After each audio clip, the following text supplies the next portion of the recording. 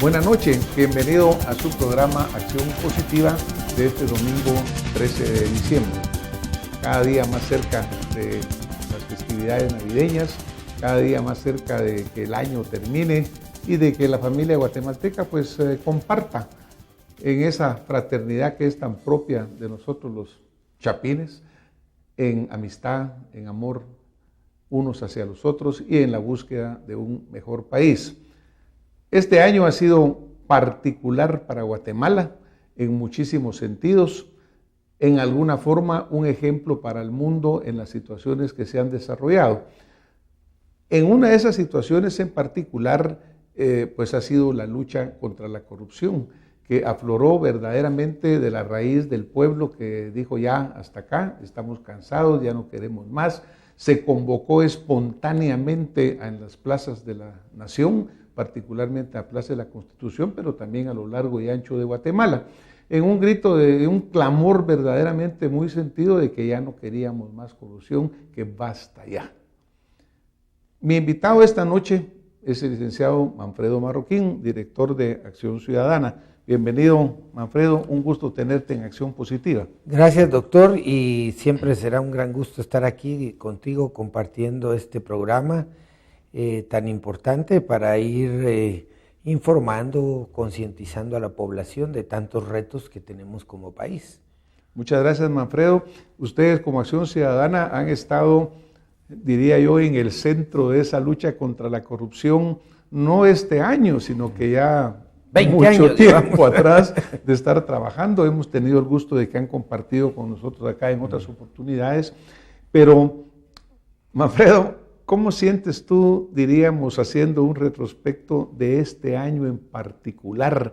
¿Cuál es tu sensación que te queda a ti después de ver esos 20 años de lucha que de repente un día floreció en algo que obviamente todavía le falta desarrollarse más? Pero ¿cuál es tu impresión de lo sucedido? Mi sentimiento realmente es de mucha satisfacción, porque de verdad llegamos a pensar en algún momento que no tenía sentido nuestra lucha.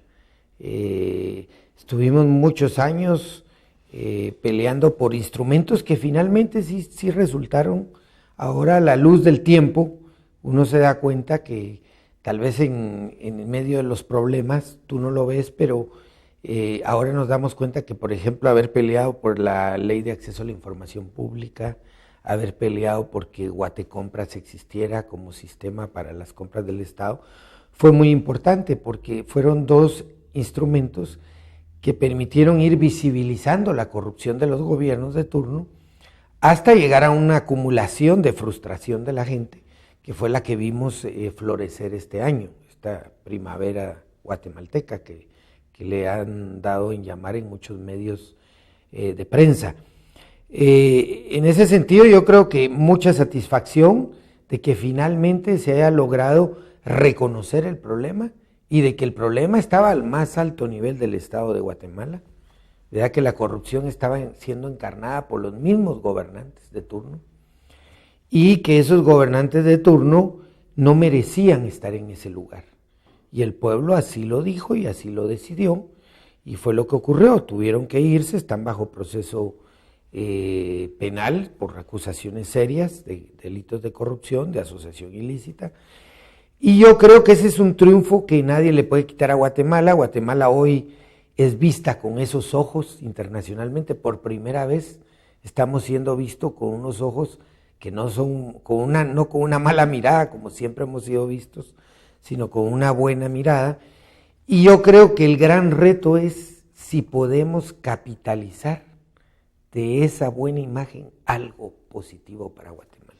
Algo positivo y algo permanente, ¿verdad? Exactamente. Manfredo? Porque, por ejemplo, tú mencionas todas estas leyes que costó que se fueran poniendo, sí. La ley de libre acceso a la información, compras y contrataciones, Guatecompras, sí. Etcétera.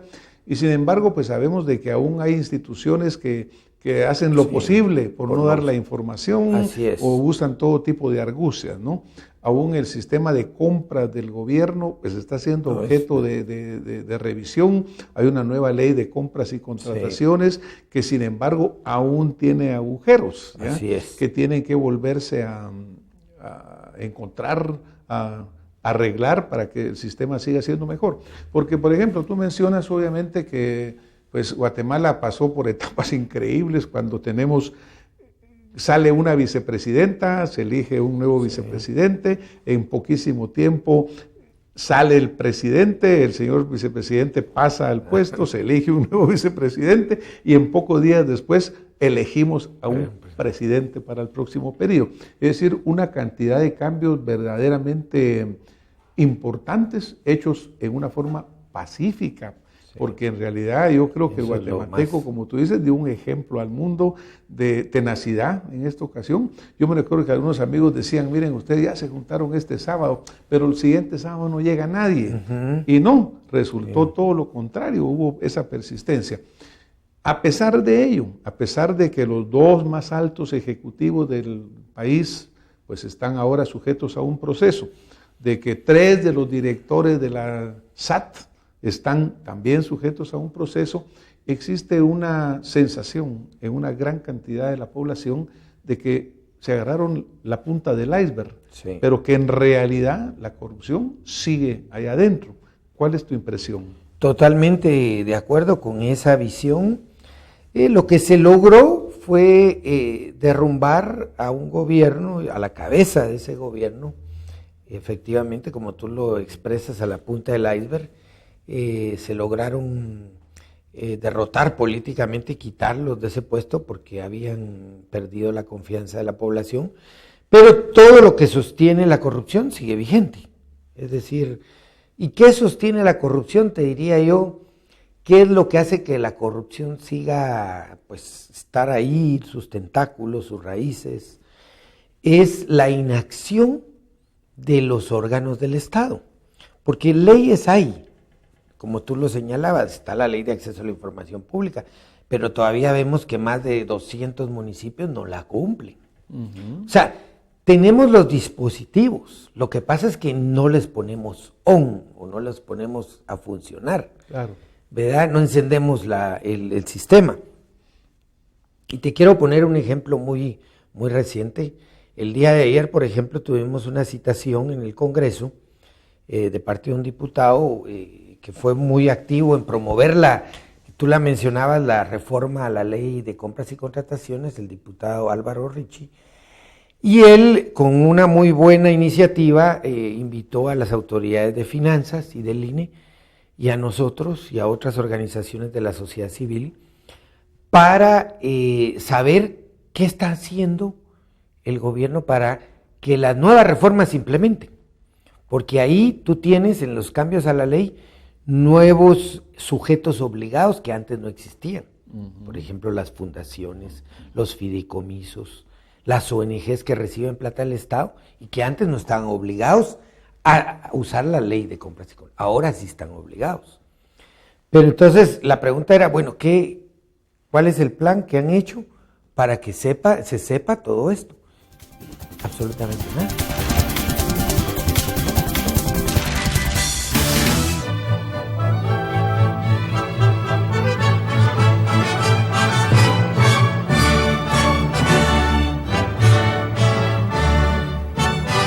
Santa Lucía, en tu mesa todo el día.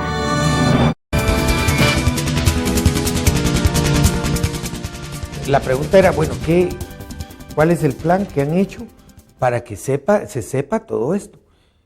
Absolutamente nada. Porque ese es el problema, ¿no? De que se aprueban las leyes y no se hace nada para que se apliquen. Y tú mencionas, por ejemplo, 200 municipalidades que no tienen o no están usando la ley de acceso a la información, o la presentan tardía, o en fin, ¿verdad?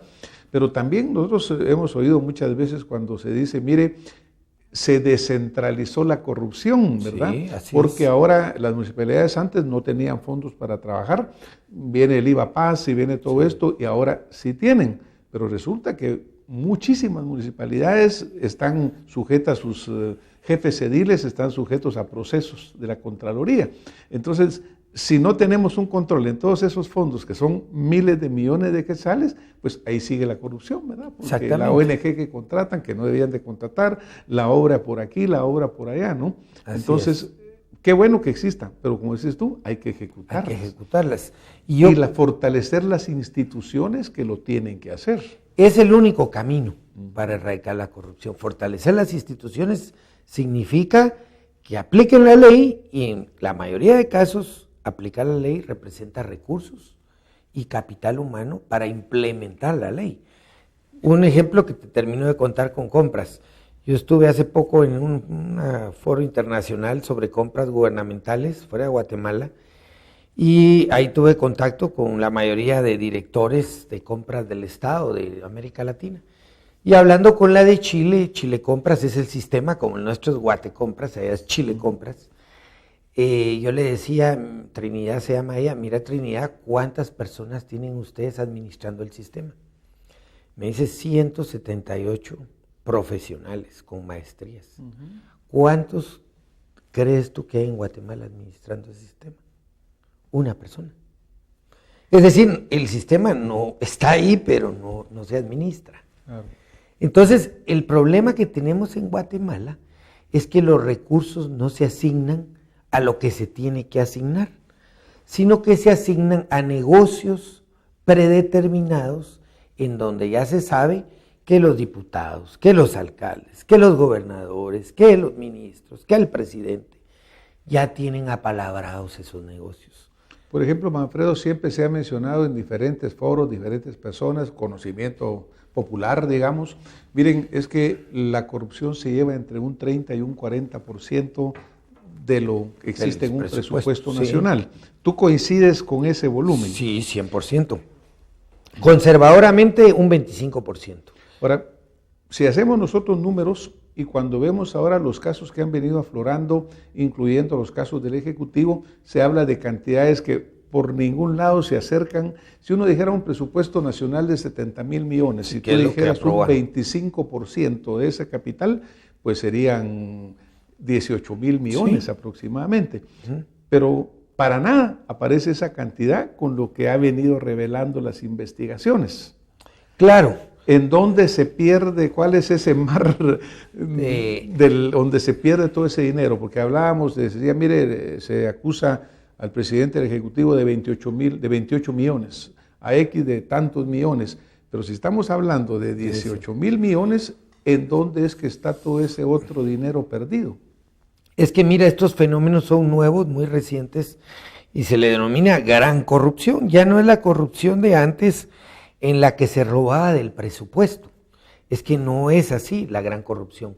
La gran corrupción es cuando, por ejemplo, un gobierno te da una concesión de algo que el Estado, por ejemplo, le pudiera haber representado un ingreso, por decir algo, de 100 millones, pero al final esa concesión la da hasta gratuitamente en el caso de Guatemala, y a los privados que obtienen ese privilegio les representa cientos de millones.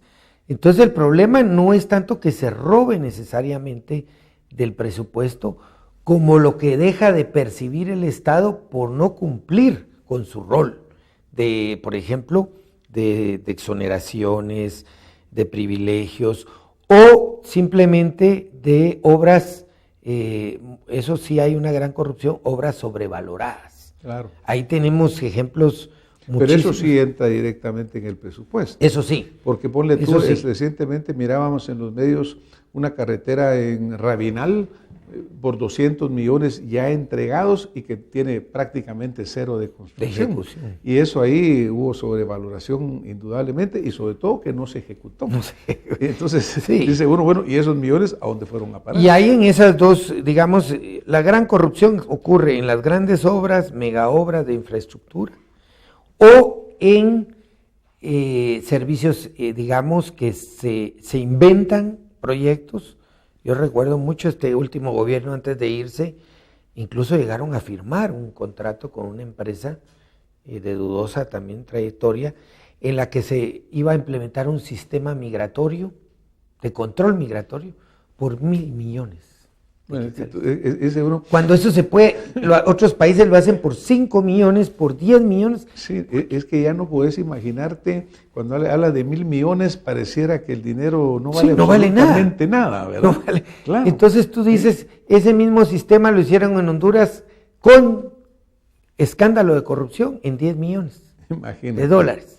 O sea, también podríamos decir en alguna forma, Manfredo, Proyectos inventados para robar. pero esta que no son gente necesarios. perdió también totalmente el concepto, pues, porque si alguien dice, miren, en Honduras lo implementaron en 13 millones, ¿de dónde se les ocurre aquí tirarlo a 1.000 millones? ¿no? Porque aguanta con todo, pues Porque el pueblo está aguantando con todo. Exactamente. Pero como esto diríamos que ya pasó, que el Sí. pueblo ya despertó. Ahora, ¿qué hacemos, Manfredo, para que ese despertar, yo no diría que es una primavera en sí, sino que la semilla de una primavera? Sí. Porque no, si fue una flor que ya floreció, ya se quedó. Yo creo que ahí es donde debe de pensar adelante. ¿Cuál visualizas tú como el papel de la sociedad civil con sus diferentes organizaciones en el futuro? Porque estuvo bien, se logró que salieran los del Ejecutivo, pero dijimos hay una gran masa que sigue trabajando en esta corrupción. Tenemos un gobierno que va a entrar probablemente con buenas intenciones, como deseamos todos los guatemaltecos que sea. Pero la realidad es que va a encontrar un sistema muy corrupto. Corrupto, sin plata y yo te diría con reformas que no conocen todavía, como la de compras y contrataciones. El nuevo presupuesto tiene limitaciones muy grandes para hacer giros. Por ejemplo, tú ves en el presupuesto que se aprobó, por ejemplo, se quitaron muchos beneficios que tenían los ministros, por ejemplo, para gasto de gasolina, para gastos de celular. Eso se redujo prácticamente a lo mínimo. Entonces, los que entren tienen que estar conscientes a qué entran y cuál es su misión. Y yo creo que ahí, mira, yo sí creo, uno puede decir, bueno, tenemos muchas expectativas en que el nuevo gobierno no falle, pero mis mayores expectativas son en que la sociedad no falle. Ese era mi punto, ese papel de la sociedad que no falle. Que no falle. Es decir, lo otro puede fallar, porque sí, lo podemos claro. barrer a un lado, pero lo que no puede fallar es que la sociedad siga activa, demandante, exigente, de que finalmente algún día tengamos un gobierno que responda. Y lo también importante sería, Manfredo, que sea una actitud constructiva, ¿verdad? Sí. Porque obviamente ser destructivo es muy fácil, Sí. pero yo creo que la sociedad civil tiene que encontrar ese nivel crítico de estar observando, de estar señalando, pero también de estar contribuyendo, no Sí. limitarse a, mire qué mal lo están haciendo, sino que a ver cómo hacemos para que se haga bien.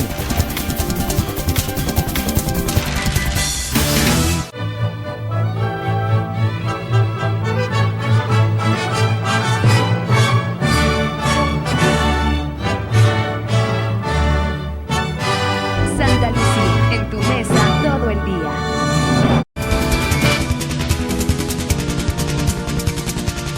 Pero yo creo que la sociedad civil tiene que encontrar ese nivel crítico de estar observando, de estar señalando, pero también de estar contribuyendo, no Sí. limitarse a, mire qué mal lo están haciendo, sino que a ver cómo hacemos para que se haga bien.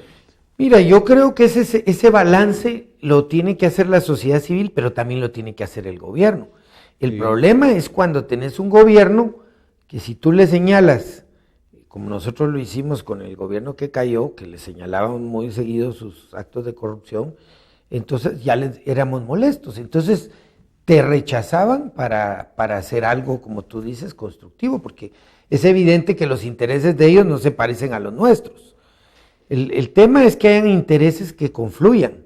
Si ellos de verdad quieren un buen gobierno, nosotros también, como sociedad, pues tenemos que empatar en acciones concretas, pero eso no significa que trabajar juntos yo no te voy a poder decir tus cosas. No, creo que al revés, debemos ¿Verdad? de señalarlo, como te digo, pero el hecho también pues de que obviamente los guatemaltecos desafortunadamente hemos estado de un gobierno a otro para peor, ¿verdad, Sí. Alfredo? Cuando observamos desde el principio de la era democrática, por así decirlo, cuando después del 85, vemos que desafortunadamente la deuda externa cada vez mayor, la corrupción cada vez mayor, los escándalos cada vez mayores. Entonces hemos ido como que de mal en peor. En alguna forma el guatemalteco siente que volvemos a caer permanentemente en el círculo vicioso. Sí. Y eso creo yo que sería lo que habría que impedir.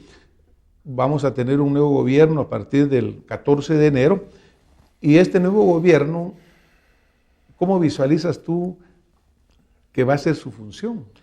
Mira, yo creo que detrás del fracaso de todos esos gobiernos que hemos tenido hay un común denominador. Ese es para mí lo que explica todo ese fracaso. Y es que los gobiernos llegan pensando en proyectos.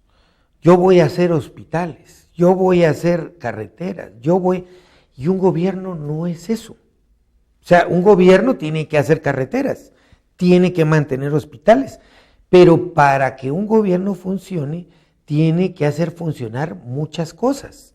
Por ejemplo, lo que hablábamos, si tenemos una ley de compras, si tenemos un sistema de compras, pero tú no colocas gente para que se cumpla ese sistema, entonces no tenemos. De nada sirve. Entonces, ¿qué pasa? Que los gobiernos eso lo ven como un gasto innecesario. ¿Para qué vamos a contratar personal calificado para que monitoree las compras? Claro, pero no se limitan en contratar asesores Exactamente. que de nada sirven y tenés esos tremendos presupuestos. Porque entonces ahí viene esa visión, como estos mis asesores son para mis proyectos, que yo pienso, sueño, entonces no me interesa alimentar a aquello que me va a decir, mire, eso está mal hecho, o van a hacer mal. Ese es el gran problema. Primero tenemos que hacer funcionar el Estado y después pensar en los grandes proyectos. Pero aquí en Guatemala la gente llega, yo voy a hacer 30 hospitales, o yo qué sé, qué locuras, pero sin que el Estado funcione. Entonces primero va a fracasar en su proyecto porque entonces la prensa va a descubrir que para hacer su proyectito no cumplió la ley de compras, no cumplió esto, sobrevaloró esto.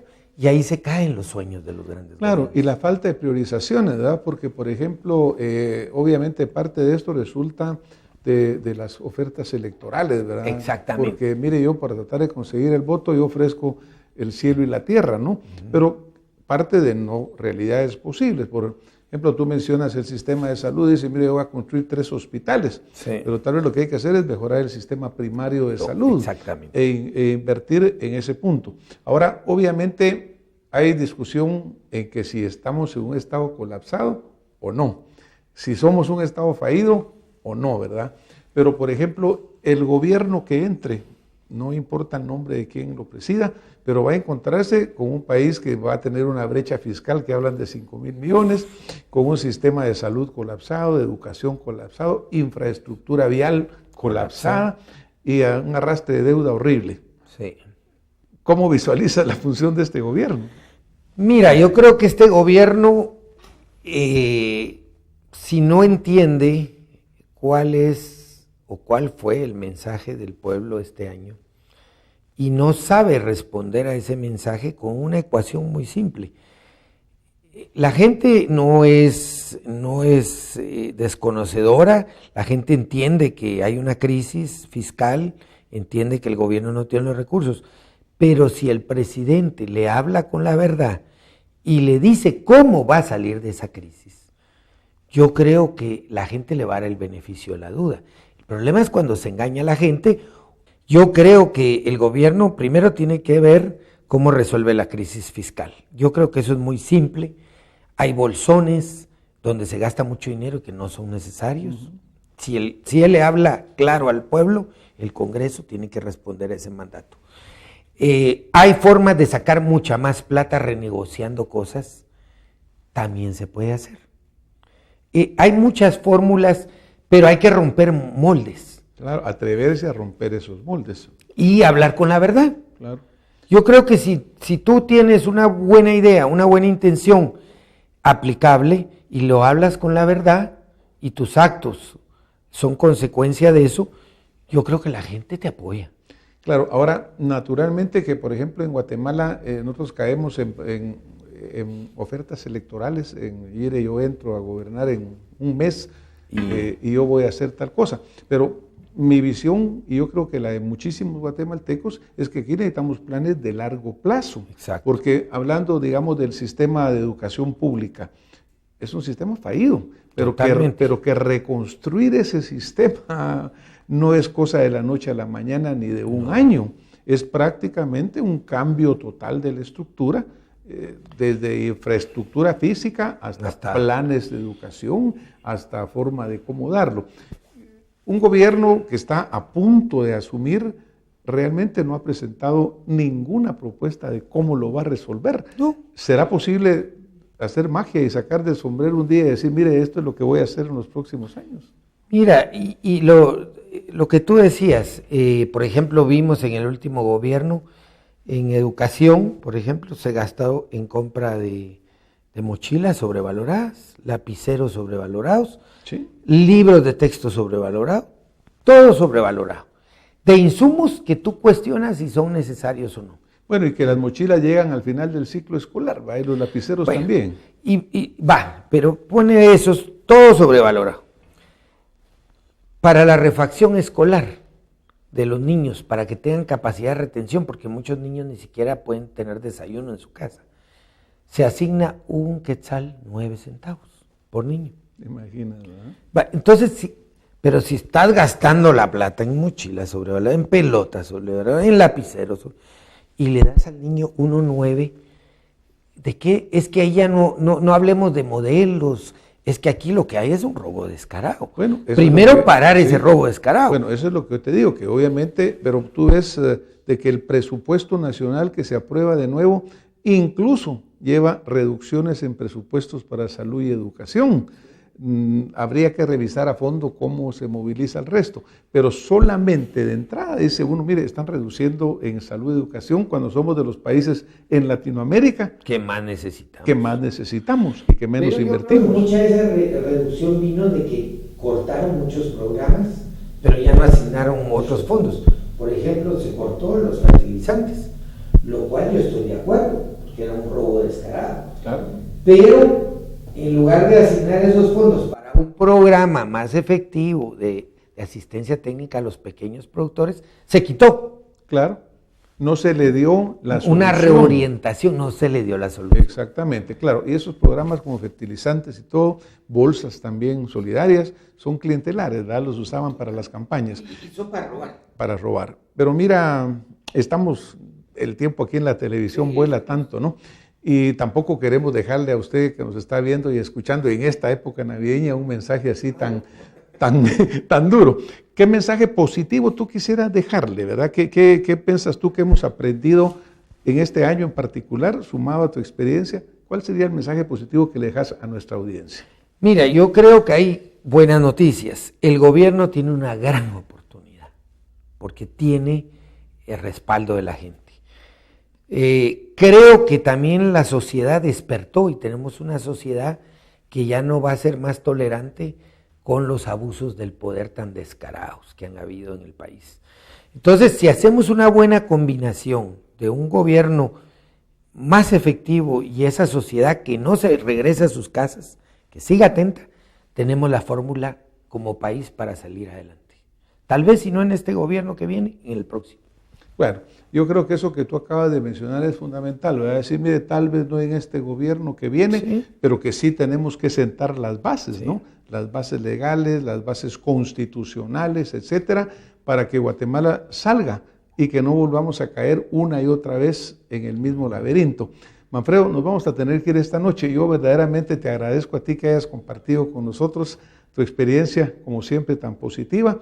Y pues primero Dios, la próxima vez que tengas acá, sea para seguir hablando de que, mire, sí estamos logrando hacer esos cambios que queremos. Primero Dios, así será, doctor. Aprovechamos a desearte muy buenas fiestas para ti, para todo el grupo de Acción Ciudadana y todas las gentes que yo sé que hacen un gran esfuerzo por sacar Guatemala adelante. Gracias, doctor, y lo mismo para usted y todo su equipo. Muchas gracias a ustedes que nos han acompañado esta noche. Les agradecemos esa compañía y nos vemos la próxima semana con más Acción Positiva.